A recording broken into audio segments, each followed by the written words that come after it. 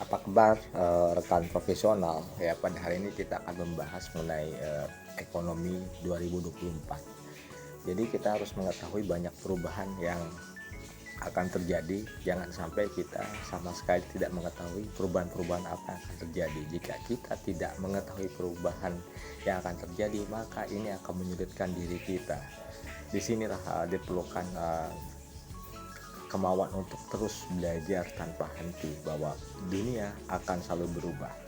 Jadi pada tahun 2020 pada tahun 2024 ini ekonomi ini akan berubah. Untuk membangun negara diperlukan banyak robot untuk menciptakan produktivitas dan efisiensi. Jika diperlukan banyak tenaga kerja manusia, maka pemborosan dan anggaran, ya ini pemborosan biaya dan anggaran yang diperlukan itu akan semakin besar.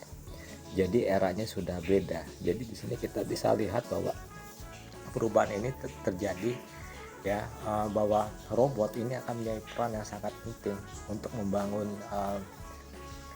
pembangunan di semua sektor. Jangan sampai kita tidak mengetahui apakah itu nanti sektor manufaktur, sektor teknologi tingkat tinggi, sektor keuangan, dan lain-lain. Ini yang harus kita pahami. Untuk Indonesia, saya memperkirakan era robotika itu akan dimulai dalam jangka 3-5 tahun lagi. Akan masuk ke Indonesia karena akan lebih banyak perusahaan serta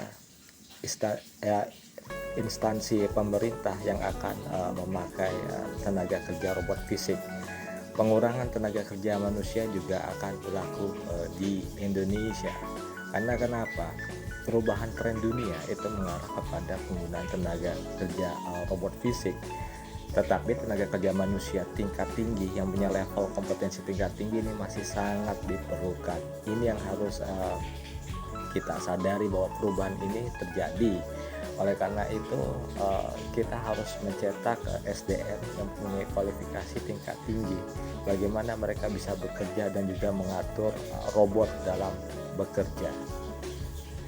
Ada alasan kenapa perusahaan membutuhkan robot.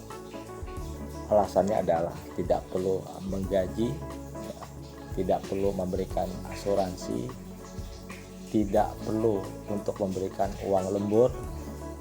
Robot tidak melakukan kegiatan negatif seperti bergosip di kantor. Terus itu tidak ada hubungan cinta, yaitu hubungan cinta segitiga yang berakhir, mohon maaf, di hotel. Dan kenapa manusia lebih banyak nantinya tidak dibutuhkan? Karena manusia tidak bisa bekerja multitasking. Plus itu juga tenaga perusahaan juga tidak perlu bayar konsultan dari luar untuk membangun SDM. Plus itu tidak perlu memberikan uang paket data. Dalam hal ini adalah data kuota internet dan juga alasan yang lain.